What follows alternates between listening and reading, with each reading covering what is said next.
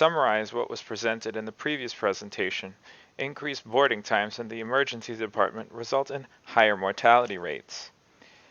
It was determined through studies that there's a positive correlation between time spent in the emergency department and inpatient length of stay. Additionally, a standardized handoff process was associated with a significant reduction in nursing and handoff-related errors. It increased nursing accountability and perception of patient safety.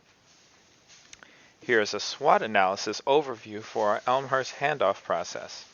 Strengths. Phone communication nurse to nurse is direct, and information is relayed in real time. Weaknesses. Nurses have to overcome multiple hurdles for report to be given, the biggest issue being that both have to sync up at the phone in order to give or receive report. This is done multiple times throughout the night. The most common statements we have been receiving as nurses attempting to give report are that the nurse is at the bedside or the nurse taking report is on break. Common issues highlighted by the admitting nurses are that the reports lack structure, there's missing information, or the information is not up to date. The biggest resource that we cannot get back during the 12-hour shift is time.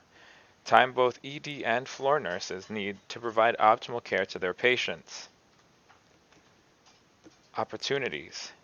This brings us to how we can reach a middle ground between report. This method of nursing handoff is in keeping with the NYCHHC's iCare standards and values. Through usage of a digital handoff, patients' information is safe and care is more readily provided, maintaining integrity. Patients are cared for first, handoff taking a back seat, allowing for more compassionate care. Through planned documentation of handoff and management of time, accountability is improved. As we work together to develop this new handoff, there's a newfound respect to the process, along with respect for the nurse's time. In various facets of our work life, much has improved. When I first started, it was pen and paper documentation. Now it's digital. Vital signs were input manually, now automatic, and we used to illustrate pressure ulcers and injuries. Now images can be placed directly into the chart. This is another route in a nurse's pursuit of excellence and continued learning. Threats. Previously, we compared Elmhurst against other HHC facilities where we were ranked 10th place out of 11.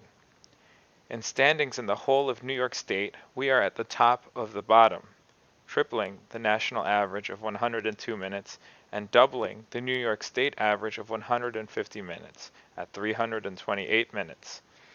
I spoke with multiple nurses from both public and private sectors and the methods used by the hospital system for handoff. I then compared their timings here, with New York University Hospital at 156 minutes with no handoff, filling out the report in the computer. Maimonides Medical Center with faxing the report, and North Shore University Hospital also faxing the report to the floor.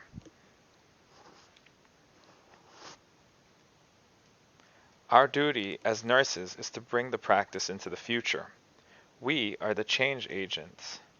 By embracing the opportunities and technologies readily available to us, we can improve the level of care.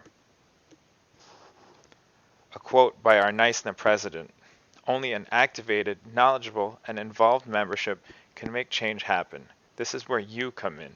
Leaders are important, true, but it's the members who move mountains. So let's get going." Here's my envisioned change in nursing report flow. The bed becomes available in Epic.